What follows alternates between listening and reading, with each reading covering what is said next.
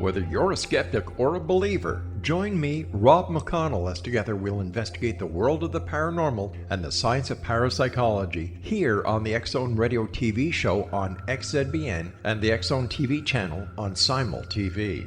Since 1990, the X-Zone Radio TV show has been the place where people dare to believe and dare to be heard. Together, we'll investigate UFOs, aliens, ghosts, Bigfoot, psychic phenomenon, lake monsters, conspiracy theories, government cover-ups, the truth embargo, alien abductions, ESP, haunted locations from around the world, and so much more. With over 28 years of broadcasting and more than 4,500 individual guests, the X-Zone is truly a place where fact is fiction and fiction is reality, as evidenced by the credibility, integrity, and professionalism of the guests that we bring to our international audience. If you have seen a UFO, had a close encounter, seen a ghost, Bigfoot, lake monster, or a story that you would like to share or have investigated, contact me, Rob McConnell, by sending me your email to xzone@xzoneradiotv.com, or you can call toll-free 1-800-610-7035, extension 143, and on Skype, X-Zone Radio TV. For more information on the X-Zone Radio TV show with yours truly, Rob McConnell, visit www.xzoneradiotv.com or www.xzonetvchannel.com or simultv.com and xzbn.net. Until next we meet here in the X-Zone from our broadcast center and studios in Hamilton, Ontario, Canada, always remember, X-Zone Nation, keep your eyes to the sky and your heart in the light.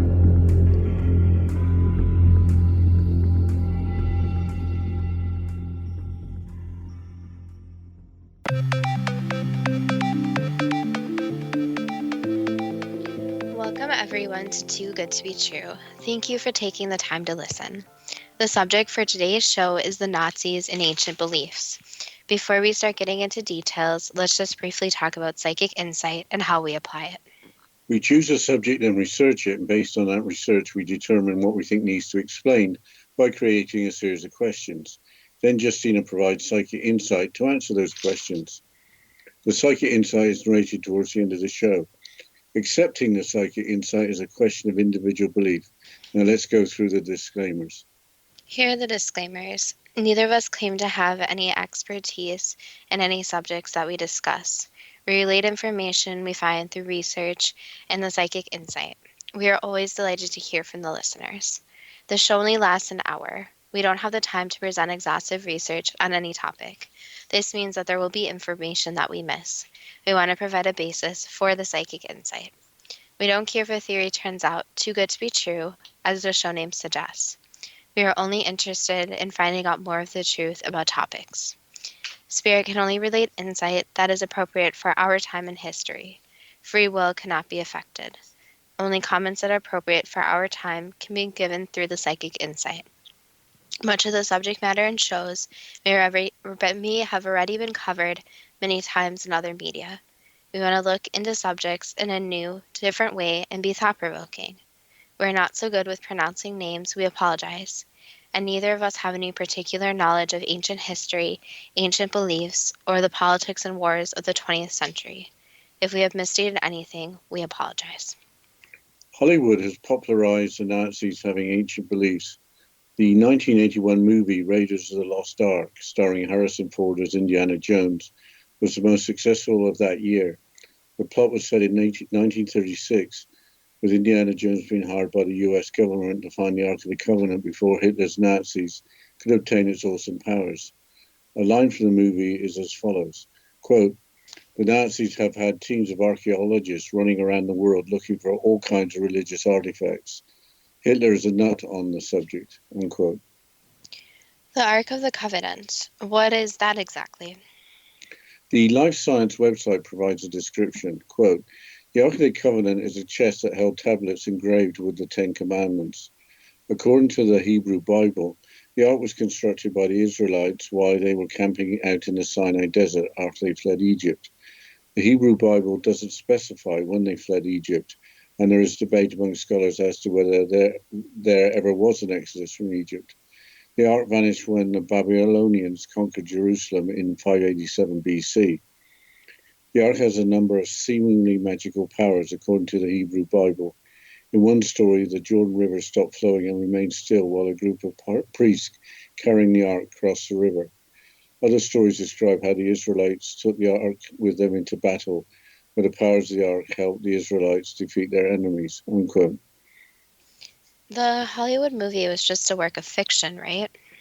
The story was developed by George Lucas, but Steven Spielberg directed the movie, which is quite a combination.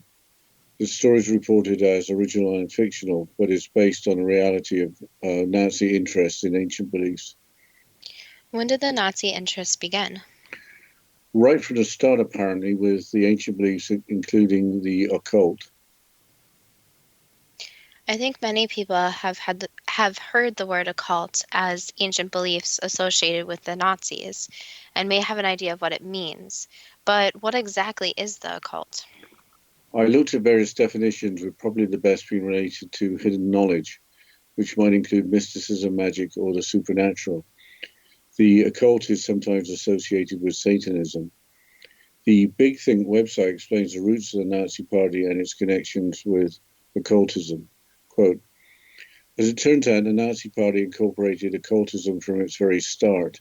The political group that eventually became the Nazi Party, the German Workers' Party, or DAP, was founded in part by individuals from the Thule Society, an esoteric group dedicated to studying the mythological origins of the Aryan race. Several prominent Nazis were either members or active within the society, including Rudolf Hess, who would become the deputy Führer to Hitler, Alfred Rosenberg, head of the ministry that oversaw Nazi Germany's occupied territories in Eastern Europe, and Dietrich Eckart, who founded the DAP.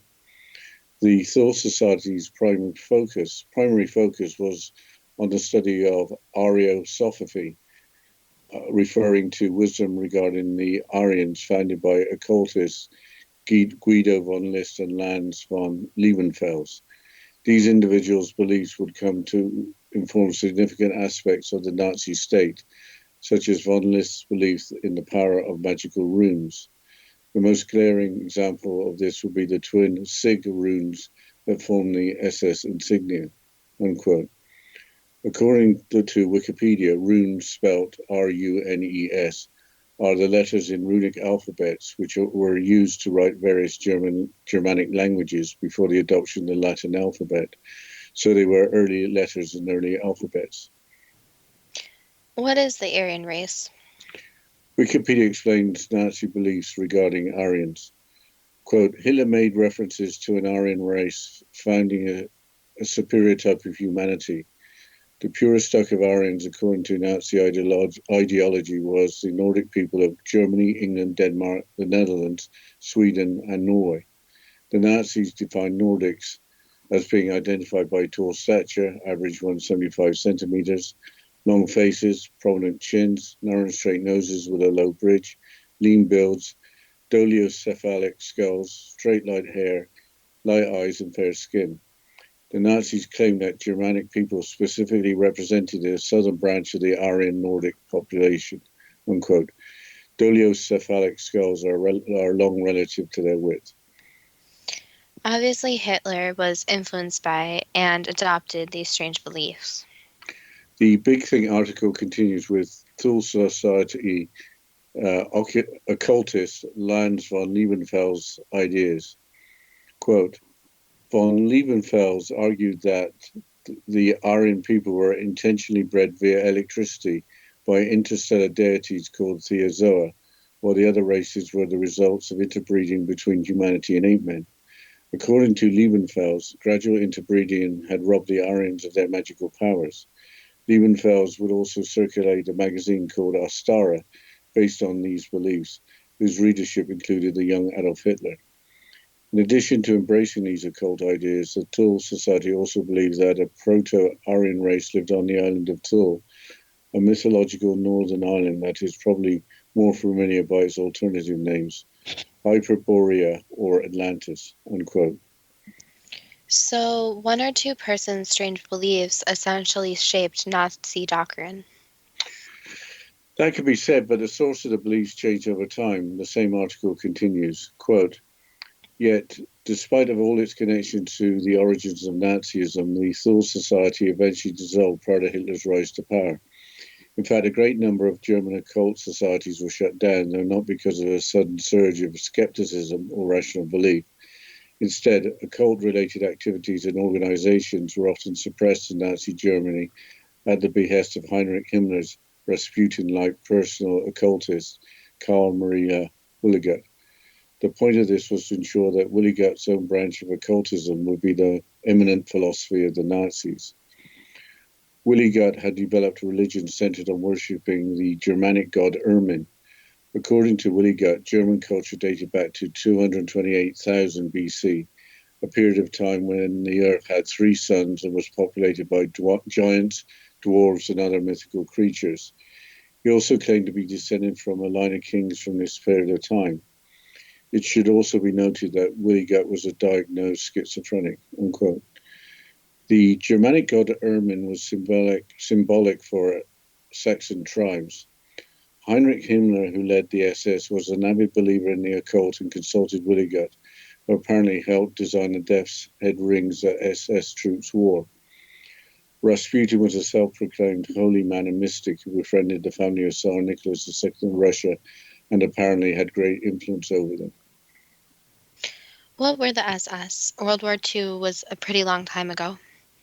Wikipedia explains that that SS is short for Schutzstaffel, and also explains the evil and humanity of that organization. Quote, "The Schutzstaffel, SS literally Protection Squadron, was a major paramilitary organization under Adolf Hitler and the Nazi Party, NSDAP, in Nazi Germany, and later throughout German-occupied Europe during World War II. It began with a small guard unit known as the Socialist, whole security, made up of NSDAP volunteers to provide security for party meetings in Munich. In 1925, Heinrich Himmler joined the unit, which had by then been reformed and given its final name. Under his direction, 1929 to 45, it grew from a small paramilitary formation during the Weimar Republic to one of the most powerful organizations in Nazi Germany. From 1929 until the regime's collapse in 1945, the SS was the foremost agency of security, surveillance, and terror within Germany and German-occupied Europe. The two main constituent groups were the Allgemeine SS, General SS, and Waffen-SS, Armed SS. The Allgemeine SS was responsible for enforcing the racial policy of Nazi Germany and general policing, whereas the Waffen-SS consisted of combat units within Nazi Germany's military. I think we have to leave it there for the break.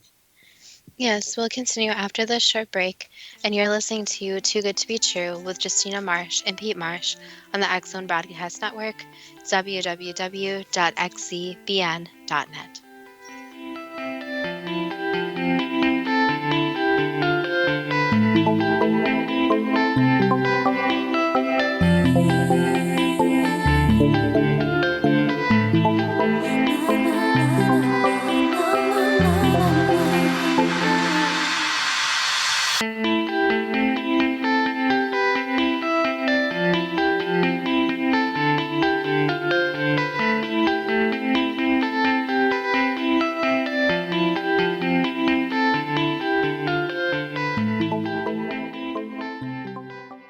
Patty Conklin grew up in Brooktondale, New York with a unique ability. Unlike others, she could see how the vibration of words and emotions affected the physical body. She discovered how to release stored emotion and facilitate healing. This began today's Conklin method of cellular cleansing. The private practice grew with tremendous results, as did her reputation. More and more people sought her out, bringing her into the home for healing.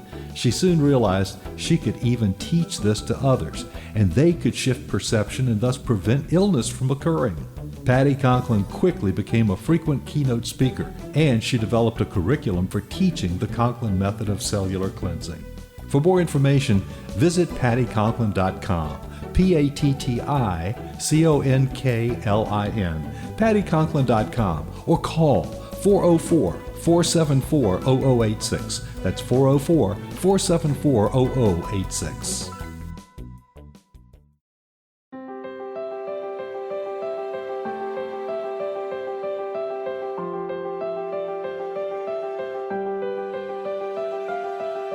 Mission Evolution is dedicated to the well-being of the planet and animals, as well as the evolution of humankind.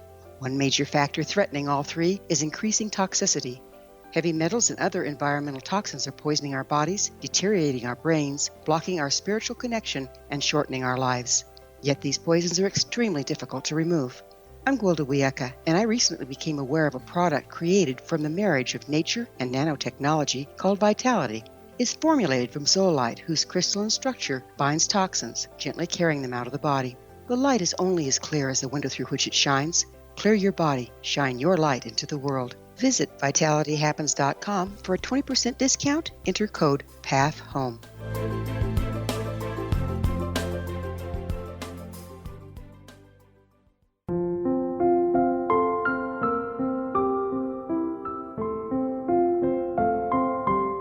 I am Dr. Carl O'Helvey, founder, president of a new cancer foundation focusing on evidence-based physical, mental, and spiritual interventions, including natural cancer cures, prayer, meditation, affirmations, nutrition, and other related holistic cancer prevention and cure modalities.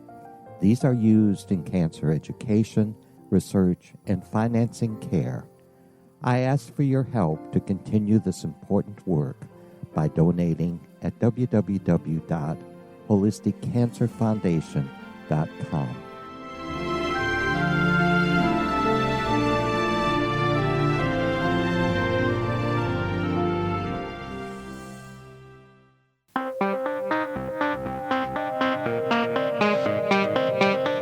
Welcome back to Too Good to Be True. And before the break, we were discussing the SS, and Dad, you were quoting from Wikipedia. So can you please continue with the quote? Yes, a third component of the SS, the SS Totenkopfverband, SSTV, ran the concentration camps and extermination camps. Additional subdivisions of the SS included the Gestapo and the Sicherheitsdienst, SD organizations. They were tasked with the detection of actual or potential enemies of the Nazi state, the neutralization of any opposition, policing the German people for their commitment to Nazi ideology, and providing domestic and foreign intelligence, unquote. Sicherheitsdienst means security. If we don't remember mankind's inhumanity to mankind, then we are at the risk of repeating it. I think the Holocaust is for another show, but we mustn't forget the industrialized murder of an estimated 11 million fellow human beings, including women and children. Going back to the leader of the SS, Heinrich Himmler, were rituals involved in his ideology? Apparently so. He took over a castle and remodeled it, apparently just for that purpose. Here's more from Wikipedia. Quote, the best legal minds, doctors and scientists volunteered for the SS and became officers. The inner circle of SS head Heinrich Himmler included jurists and doctors who led the campaigns of destruction or were commanders of concentration and death camps.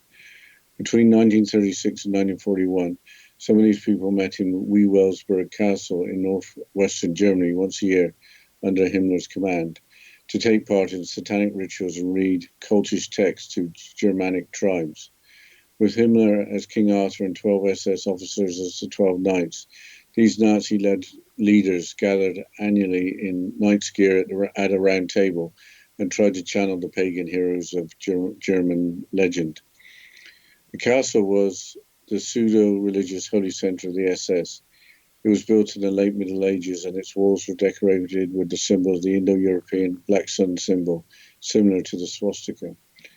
The castle is believed to be in the area where the German hero Arminius, also called Hermann de Cherusker, defeated the Roman army in the year 9 CE, essentially liberating the Germans from Roman rule. According to German legend, one of the castle's rooms served as a center of worship of the Holy Grail, unquote. That brings us back to the Indiana Jones movies. The third one, The Last Crusade from 1989, was about the Nazis trying to locate the Holy Grail. According to the London Daily Express newspaper from November 2013, the Nazis, in particular Heinrich Himmler, wanted to locate the Holy Grail as well as the lost city of Atlantis. Quote, "For Himmler and his cronies, it was a perfect solution. At the heart of the Nazi creed was the conviction that the Aryan race from which true Germans were said to be descended was superior to all others. Yet there was one huge stumbling block. No one had ever uncovered any temples, scriptures, or artifacts to prove this ancient civilization existed. But if they found the evidence, the Nazis could establish their own religion to replace Christianity." For the next decade, Himmler led a shadowy project devoted to this bizarre theory. The SS unit called the Ahnenerbe, Ancestral Heritage, comprising archaeologists and scientists, scoured the globe hunting for proof of the lost Aryans of Atlantis. The article continues. Himmler also enlisted Otto Rahn, a historian who was fascinated by the legend of King Arthur. Rahn was an eccentric who wore a black fedora hat and has been described as the Nazi Indiana Jones. He was certainly the inspiration for Steven Spielberg's hero, and like Indiana in the Last Crusade movie, was obsessed with finding the Holy Grail. Rand's research suggested that the last keepers of the Grail were the Cathars, who were wiped out in the 13th century. Legend had it that the Grail, which is supposed to have been the cup or bowl used by Christ to consecrate the Last Supper and to have mystical powers, was spirited away and hidden in a cave. Rand studied the Arthurian stories for clues and concluded that the resting place was a ruined castle, Montségur, in the French Pyrenees. He had dedicated his life to uncovering the Grail, but had run out of funds until he was invited to meet Himmler in 1934. Rahn agreed to join the SS if the Nazis put up the cash to continue the search. It was also claimed that Himmler made a wartime visit to another possible Grail location, Montserrat Abbey near Barcelona, in 1940, unquote. The Cathars were a religious sect located in southern France, which challenged the authority of the Catholic Church. We can't get away from Indiana Jones, but what a weird mixture of beliefs. The swastika, of course, is a symbol most closely associated with the Nazis. The swastika originated in India, didn't it?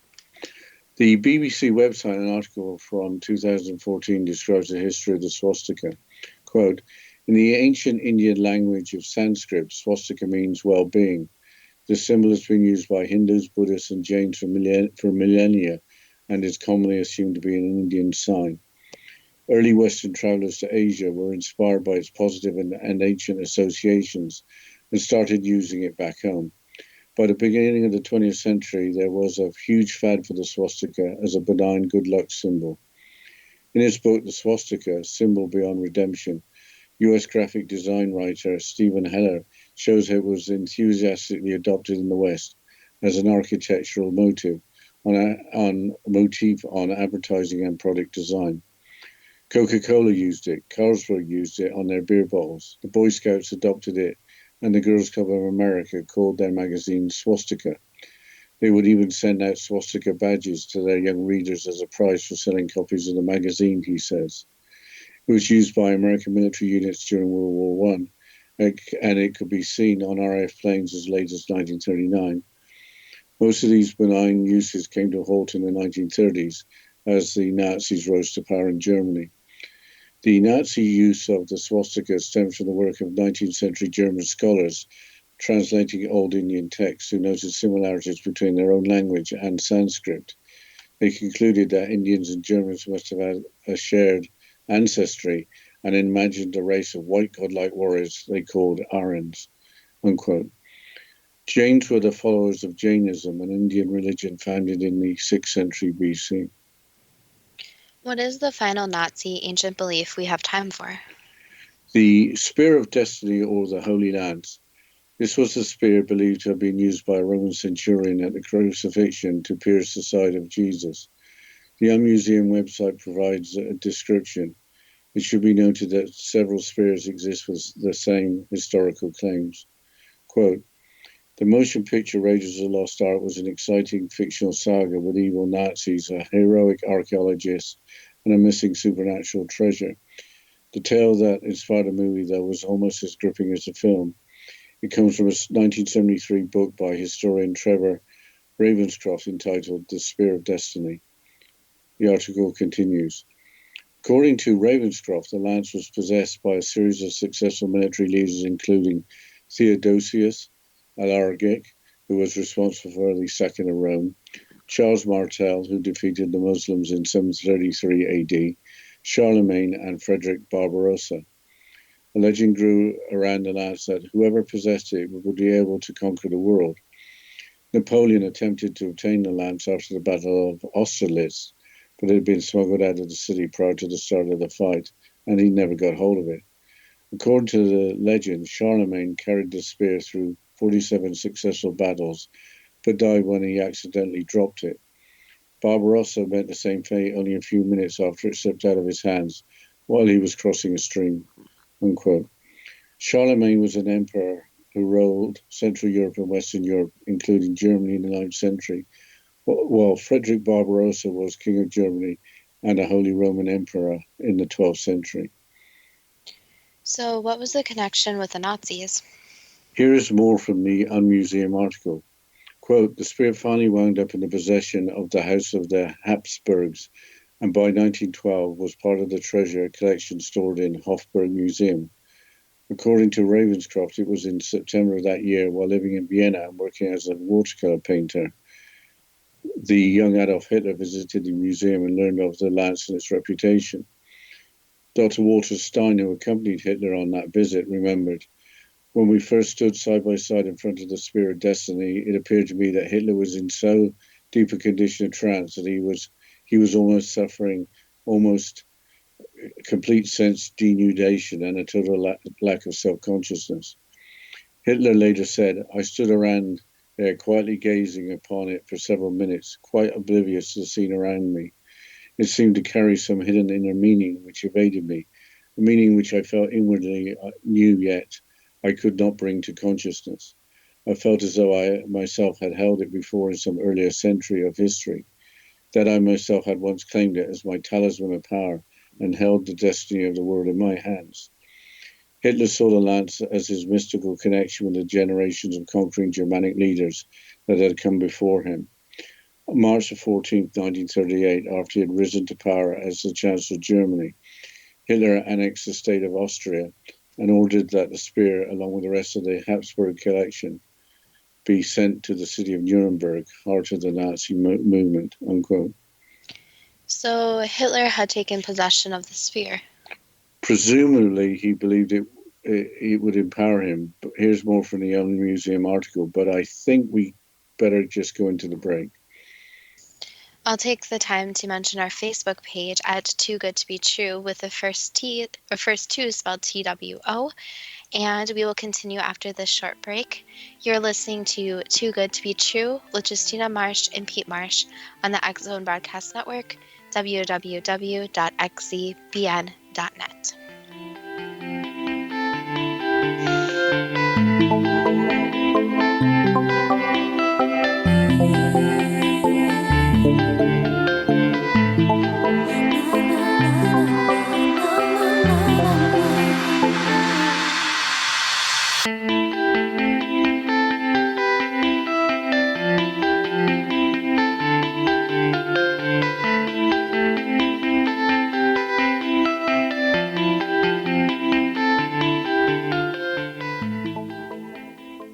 Audience. If you have seen a UFO, had a close encounter, seen a ghost, Bigfoot, lake monster, or a story that you would like to share or have investigated, contact me, Rob McConnell, by sending me your email to xzone@xzoneradiotv.com, or you can call toll-free 1-800-610-7035, extension 143, and on Skype, X-Zone Radio TV. For more information on the X-Zone Radio TV show with yours truly, Rob McConnell, visit www.xzoneradiotv.com or www.xzonetvchannel.com or simultv.com and xzbn.net. Until next we meet here in the X Zone from our broadcast center and studios in Hamilton, Ontario, Canada, always remember, X Zone Nation, keep your eyes to the sky and your heart in the light.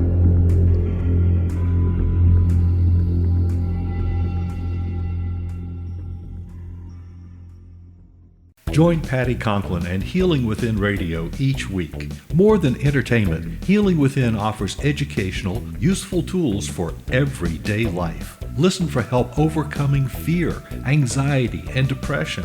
Patty knows about eliminating cancer, MS, dementia, Parkinson's, and a host of illnesses that we face every day. Life can be good. Life is good. All you need are simple tools to start changing your life. Start right now by visiting pattyconklin.com, PATTICONKLIN. No matter where you are in the world, you can work with Patty through Skype, phone, or in person, visiting one of her retreats in Georgia. Visit pattyconklin.com today or call our offices at 404-474-0086. That's pattyconklin.com or call 404-474-0086.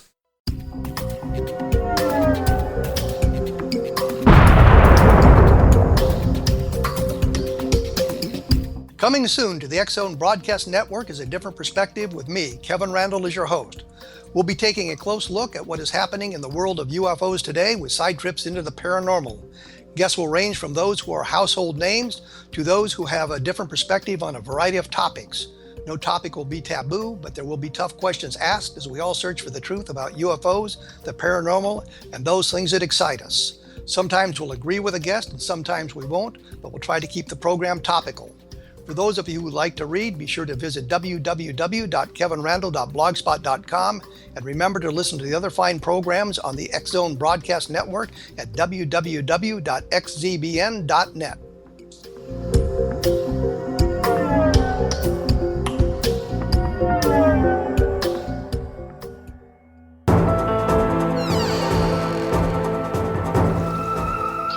Welcome back to Too Good to Be True. And before the break, we were discussing the sphere and if Hitler took possession of the sphere. So, Dad, can you continue, please? Yes, I was just starting a quote from another quote from the Unmuseum article. Quote, on October 13th, the Lance was loaded onto an armoured train and sent to the city. There it was kept in St. Catherine's Church throughout the most successful portion of Hitler's military campaign.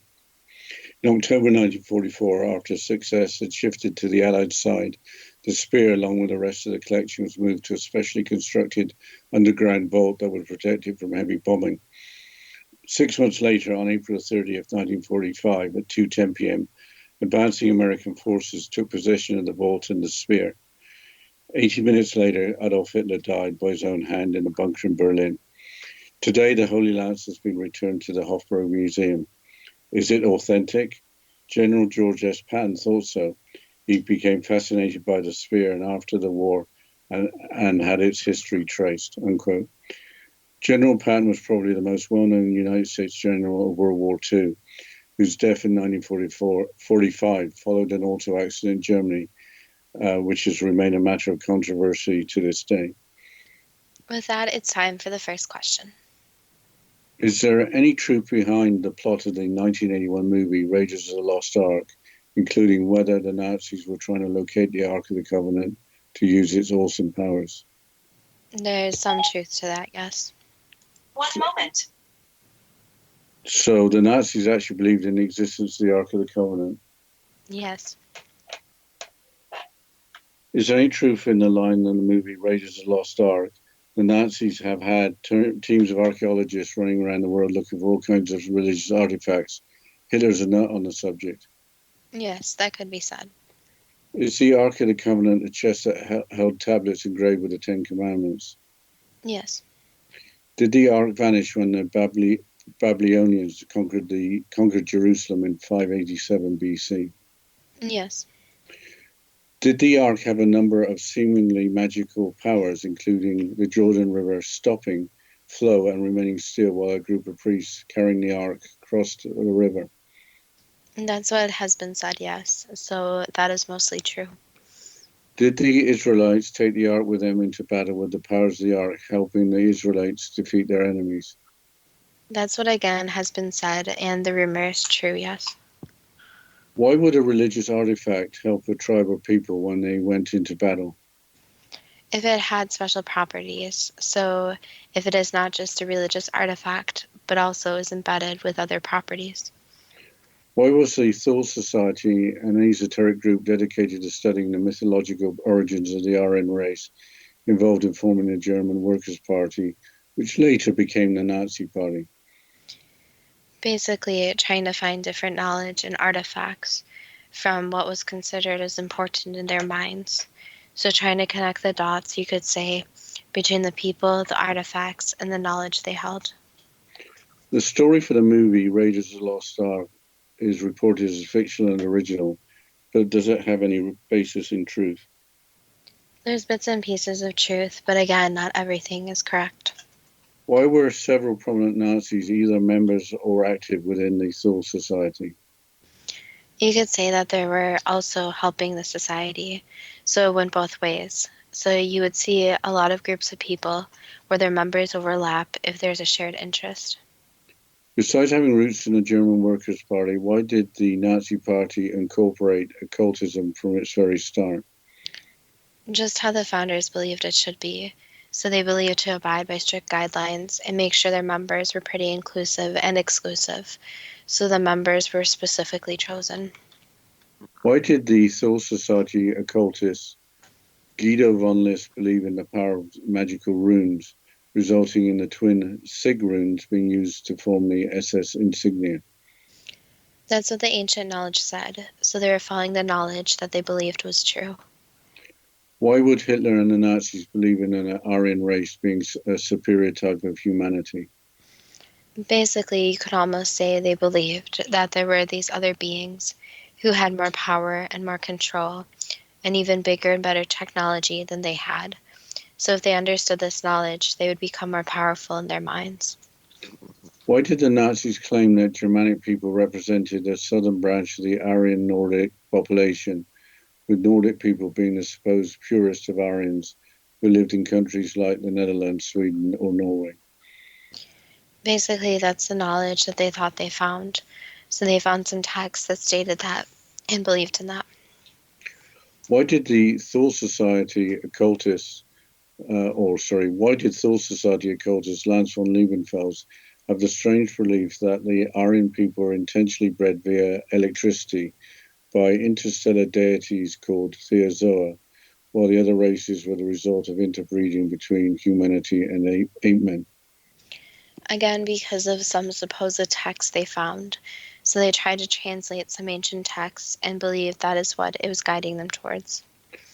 Why did the Thule Society also believe that a prototype Aryan race lived on the island of Thule, a mythological northern island that is probably more familiar by its alternate names, Hyperborea or Atlantis? Again, this ancient knowledge that you could say, and it's actually quite common in different societies to believe in all different types of even visions. So it links back to the supposed visions people believe they had about Atlantis especially. Why did the Thule Society eventually dissolve prior to Hitler's rise to power? Basically, since there weren't enough members. So if you don't have enough people, eventually the society will collapse. What was the point of having only Willigut's brand of occultism as the eminent philosophy of the Nazis? Basically, just what Himmler thought was right, and also to make it the one and only, to eliminate all competition. Why did Willigut develop a religion centered on worshipping the German god Ermin? Basically, just what they chose. There wasn't too much consideration behind that choice. It was just what they felt was right. Who was the Germanic god Ermin? There's not too much to say except that the god was believed to bring a lot of power. So to bring power, and not only to the other gods, but to humans. So providing ways that humans could, you could say, in a way be closer to being on a god level. Why did Willigut conclude that German culture dated back to 228,000 BC a period of time when the Earth had 3 suns and was populated by giants, dwarves, and other mythical creatures. Again, supposed books that told them about this information. So a lot of it was actually written down, and once they read it, they did believe it. How could Willie Gut claim to be descended from a line of kings from that period of time? Again, just the thought processes.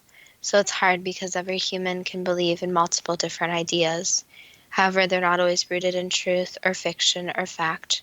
They're more of a fictionalized version of the truth.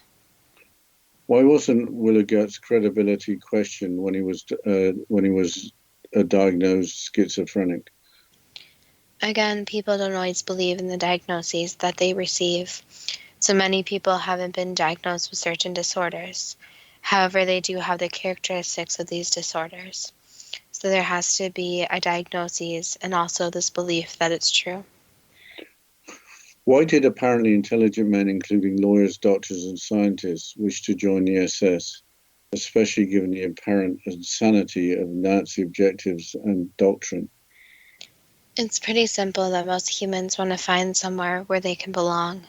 So they join these groups to find somewhere where they can belong and feel like they are closer to other people.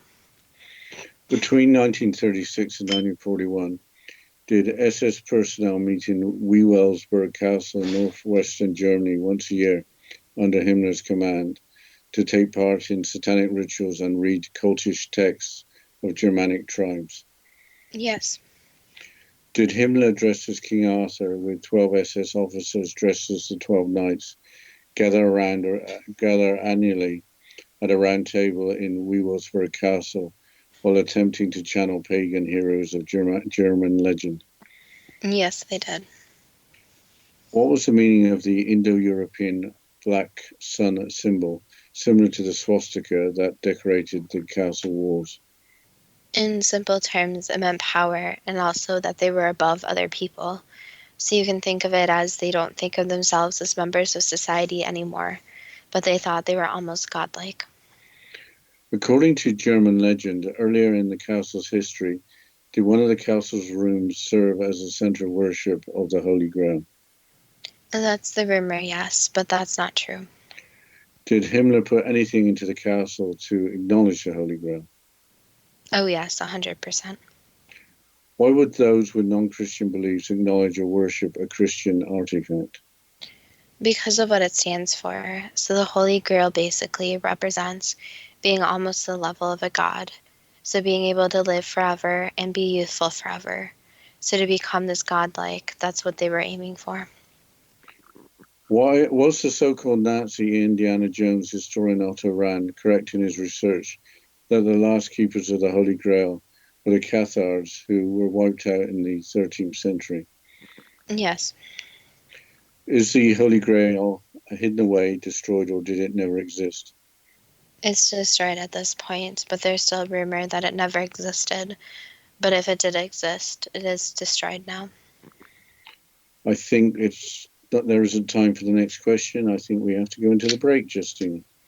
We'll continue after this short break, and you're listening to Too Good to Be True with Justina Marsh and Pete Marsh on the X Zone Broadcast Network, www.xzbn.net.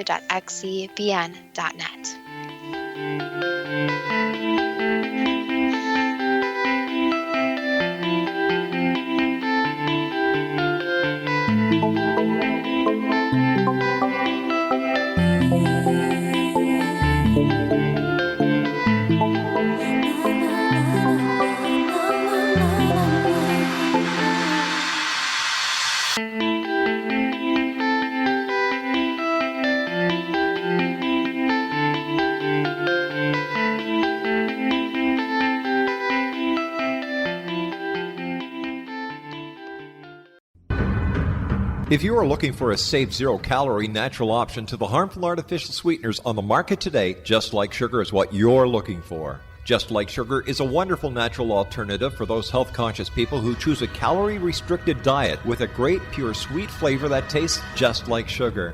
Just Like Sugar is a great natural option for people suffering from diabetes and may be useful in restricted diet programs where standard sugars are not allowed and does not cause a laxative effect of some other sweeteners.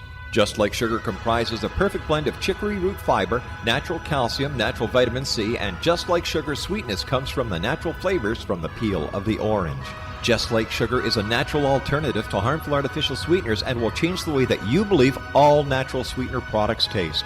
Just Like Sugar is available at your local Whole Foods markets, Wild Oats markets, Henry's, Sun Harvest, and many other fine natural food stores in the U.S., Canada, and worldwide.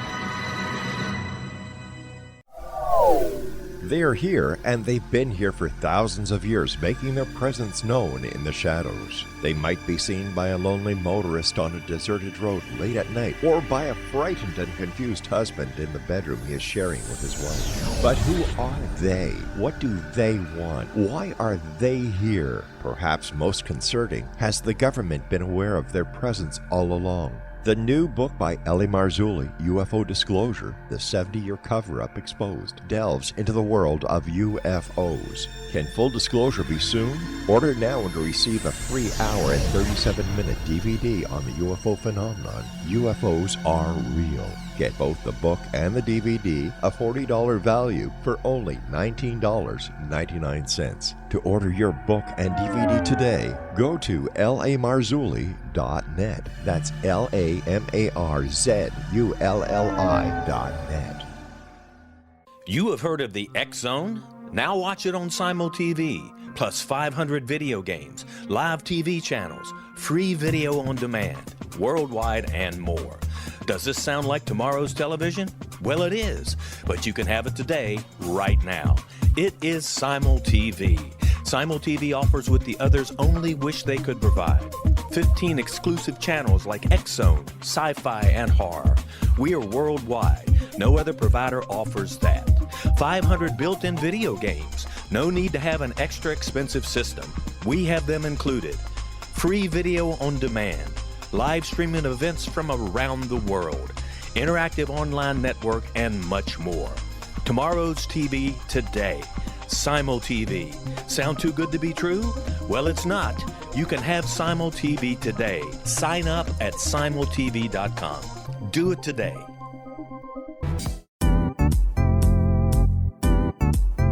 Memorable dynamic presentations are a not-so-secret weapon in the business world. Do you have a powerful message that must be shared, but you haven't found a way to deliver that message? Do you want to be known as a top public speaker who gets amazing results? Are you ready to create and deliver your powerful message? Thomas Hides can help you create and deliver your speech to get the results you desire. Visit iconquality.com. Did you expect your business to flourish, but instead it plateaued or didn't get off the ground yet? Would you like to achieve massive goals and discover new sources of income within your business? When you're ready to experience that type of success with fast results, Cindy Hendricks is the business coach for you. Her work with entrepreneurs and business owners has been life-changing. To get you and your business where you want to be, go to imaginemoresuccess.com. Has the fear of public speaking stalled your business or personal life?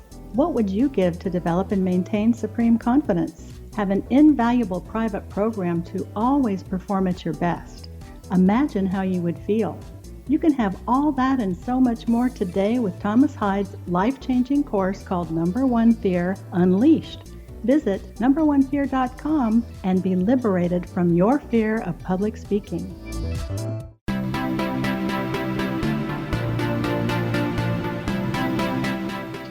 Welcome back to Too Good to Be True. And before the break, we are going through the questions and psychic insight about the Nazis and ancient beliefs.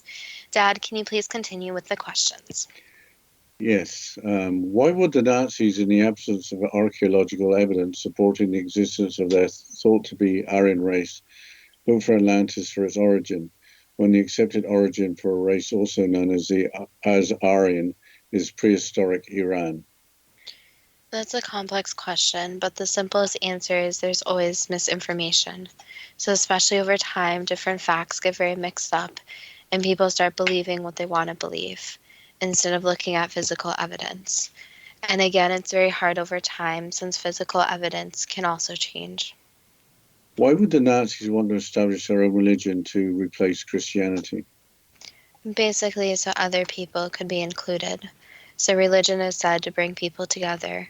So if a religion forms, it's something for people to believe in and attracts different types of people and followers.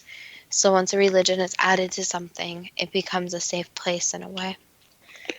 Why did the SS Ancestral Heritage Unit, comprising of archaeologists and... Oh, sorry, I'll start it again. What did the SS Ancestral Heritage Unit, comprising of archaeologists and scientists, actually discover in their global search for Atlantis? At this point, there's so little that's known. So there's some features that seem very strange, and even some artifacts found that don't completely make sense. However, there's still a lot more to be researched. So another problem with searching for Atlantis is a lot of what was used was natural to the Earth. So eventually, it's different artifacts, you could call them, that are going to blend more in with the Earth. Why was Otto Rahn fascinated by the legend of King Arthur? Basically, just an odd fascination. So not one particular reason, just again goes back to power and strength. Why did the swastika, a symbol used by Hindus, Buddhists, and Jains for millennia, become a popular good luck sign used in the West at the beginning of the 20th century as an architectural design motif as well as for advertising and product design? Basically, the peace it brings. So it's very, you can say, peaceful image, which just looks very appealing to the eye. You've probably answered this already, but why was the swastika adopted by popular brands, the Boy Scouts, as well as being used by American military units, as well as being seen on British military aircraft? Again, yes, it's basically the same answer. And with symbols, if the symbols are repeating, that usually means that someone will remember them. So logos and symbols are chosen quite often because they're the most appealing and ones that people will actually remember. Based on the work of 19th century German scholars translating Old Indian texts, were there actual similarities between the German language and Sanskrit, leading to the adoption of the swastika by Nazis? That could be said, yes. If the Nazis concluded that Indians and Germans must have had a shared ancestry, imagining a race of white godlike warriors they called Aryans, why did they look to Atlantis for the origin of the Aryan race? That's what is written down. So Atlantis is said to be the hub where the Aryan race began, where they started breeding with humans, and where they kind of had their temple, you could call it, where they decided to start making their home, the Earth.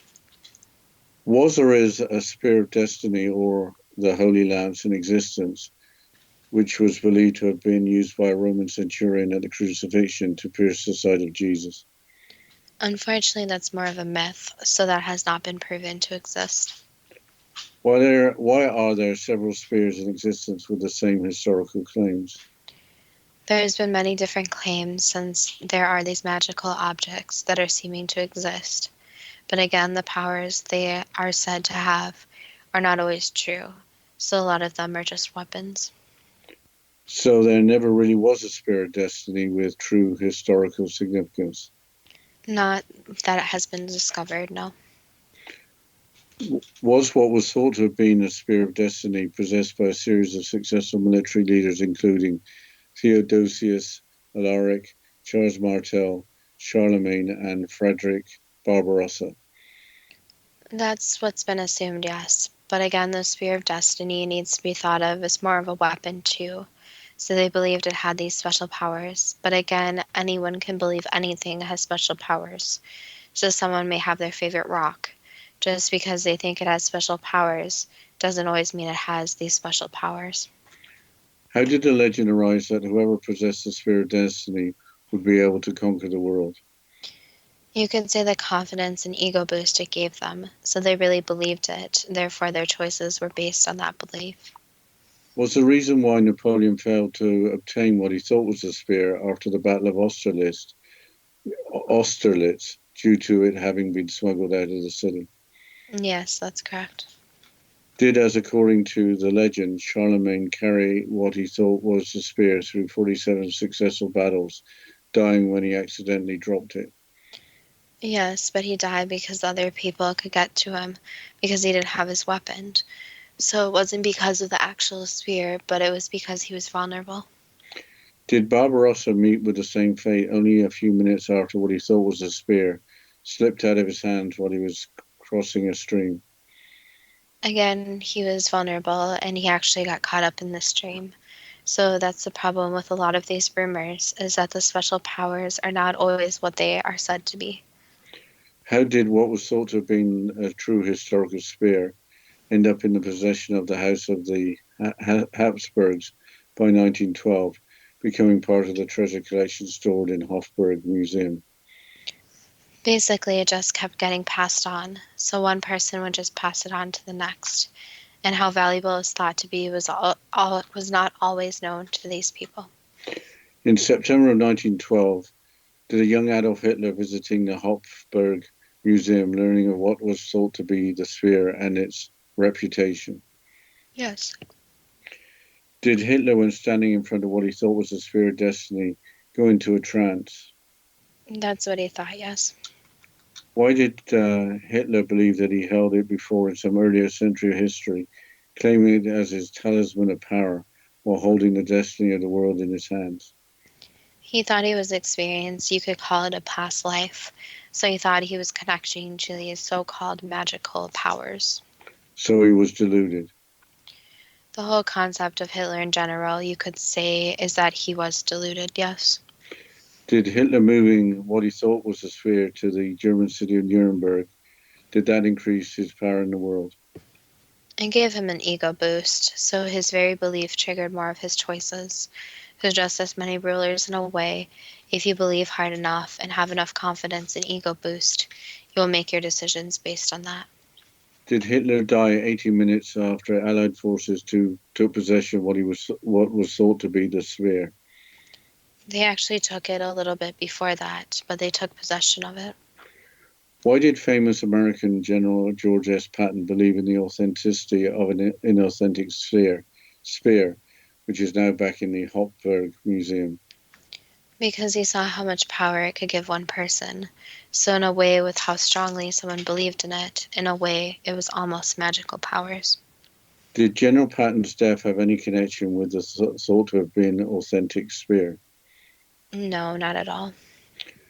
What can we learn from Nazi leaders adopting strange ancient beliefs apparently being seen to be credible by a large proportion of the population? If something seems very unbelievable, make sure to do your research. And especially when it comes to any type of occult, be very, very careful, since the manipulation is very real and it happens to people very quickly. So look out for telltale signs if something's in a cult where they have their own individual beliefs. They're forcing you to believe these. And they also have something that if you really think about it, it seems very strange. And just be very careful with anything that is demonic or Satan worship in a way where it's negatively affecting anyone. So if someone's worshiping something to harm other people, it's a telltale sign that something is bad. Also the superiority. Be very cautious that if someone or a group of people think they are superior above the other groups of people and want to harm those people that are supposedly below them. So just be very careful who you surround yourself with, since the people you surround yourself with will eventually rub off on you, and you share a lot of traits and commonalities with them. That was the last answer. Was the power of the sphere of destiny an idea that was too good to be true? That depends on what you are prepared to believe. Well, I thought it was very interesting that the character of Indiana Jones was actually based on a Nazi archaeologist. I think he was Otto Rahn, with his fedora. Yeah, I think what's most shocking to me about this show is how people will just kind of worship and believe almost anything. So it's not even in this situation, but in a lot of situations, people are told something, they believe it, but they have no backing to why they're believing it and no physical evidence. Yeah, I think in fairness to people at the time, maybe Himmler and his SS, with their enforcement of the ideology, maybe a lot of people just had to nod their heads and say yes so that they could survive. Well, on that note, if anyone has any suggestions for upcoming shows, please contact us at our Facebook page, Too Good to Be True, with the first two spelled TWO, or our Instagram page at TWOGTBT. And we would love to hear any suggestions, any comments on today's show. And as always, thank you so much for listening, and we look forward to next week's show.